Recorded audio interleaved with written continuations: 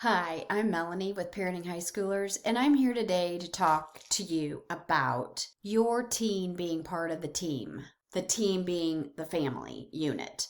This can look a lot of different ways, and every family is different. So I'm just going to sort of speak in generalities. Every teen should be expected to help. And I think that this is a structure that needs to be set up as soon as possible. So if you have a young tween or preteen, this is the best time. And even younger if you have younger children, because teens need to feel like they're part of a team. They need to be helpful, and they need to see that there are expectations for different scenarios. And so what does that mean?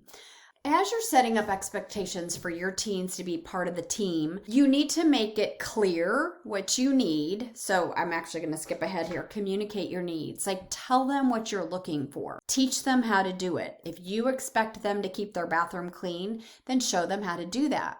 Show them that once a week they need to clean out the toilet. And how does that look? They need to clean out the shower or the tub once a week. And other than that, maybe it means, once a day they sort of clear off the counter, or whatever it is that you want them to do, you need to be clear. Now, you also need to be understanding, because maybe right now it's finals week, and maybe for the expectations need to be lowered.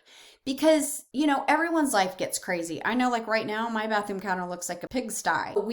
There are ebbs and flows. And so as we are setting up our expectations, we also need to be lenient at different times. So during finals week, you can say, you know what?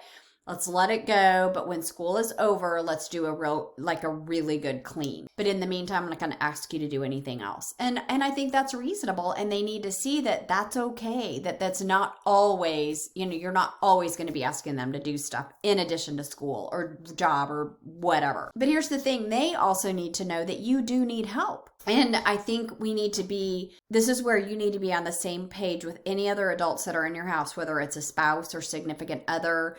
Maybe you have an older child living at home.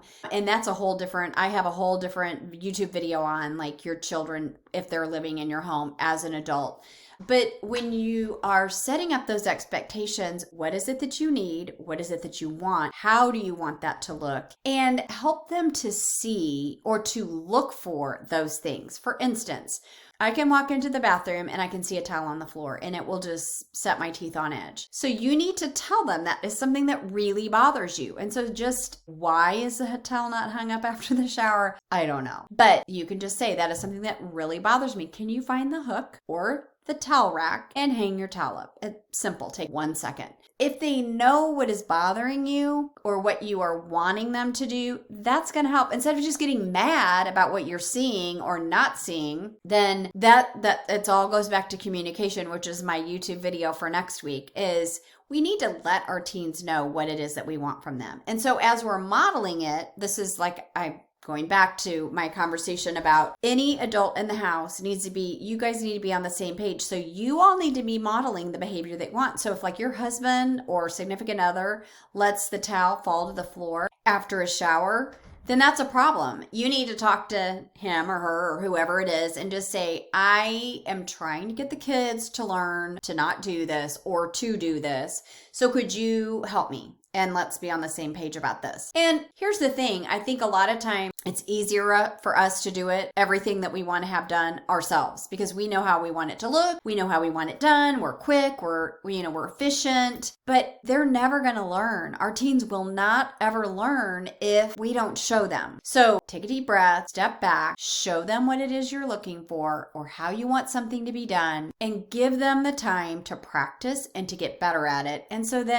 And then just walk away. That's something I've learned. I've just got to walk away. If they're doing it completely not how I would do it, but it's getting done, then I can't complain about that or be bothered about how it is getting done. Work together. If you've got a big project, let's say right now our garage needs cleaning, then set aside, just say, okay, Saturday, we need you in the morning. So from 9 to noon, we are going to be working as a family and this is the project. And that needs to be okay with them, because here's the deal. There's so much we do for our kids. If that is something they're going to complain about or not want to do or not get out of bed for, well, here's the deal. You're in control of the key keys. You're in control of their, probably mostly their money, unless they've got a job. And if they, even things like getting to go out, all of those things can hinge on the participation that is coming, that is happening or not happening. That's why a lot of this is easier to set up ahead of time. But if you're just now in the midst of getting some of these expectations set up, just let them know, like, so I need your help, and here's what you will get if you help. You'll get to go out with your friends, or you can have a friend over, or,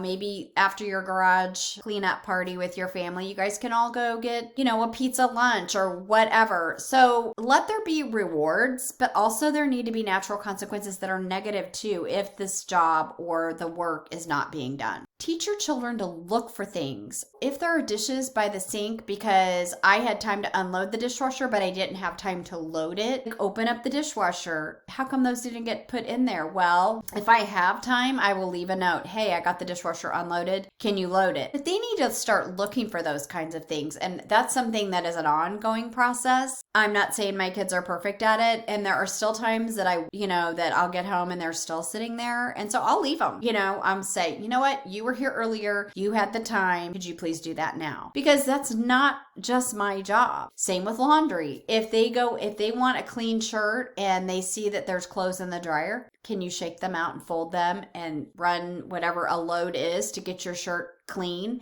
It's just a give and take. And that's what family is. It's just a team of people that are helping each other. And so that's the way it needs to be wrapped up. We need to be kind to one another. We need to be helpful to one another. And that includes being kind and helpful to your mother and to your dad or whoever it is. Remember that there can be positive and or negative consequences to behaviors and jobs that are or are not getting done. And we hold the keys, we hold the money in most cases, we hold their social life, all of that. You don't want it to be so negative. Start small. Don't start with cleaning out the garage for 3 hours on a Saturday morning. Start with, hey, this week I would really like us to focus on your all's hall bathroom and work out from there. If you've not taught them how to do some of these jobs, like cleaning a toilet or wiping a counter or whatever, teach them. It's not too late. There are so many things they're going to have to be dealing with when they leave your house and go to college and or the real world, that if we can teach them some of these life skills before they get out, like cleaning, mopping, sweeping, wiping a counter, all of those kinds of things that could be taken care of and learned now, it will be less for them to have to learn when they leave. Good luck,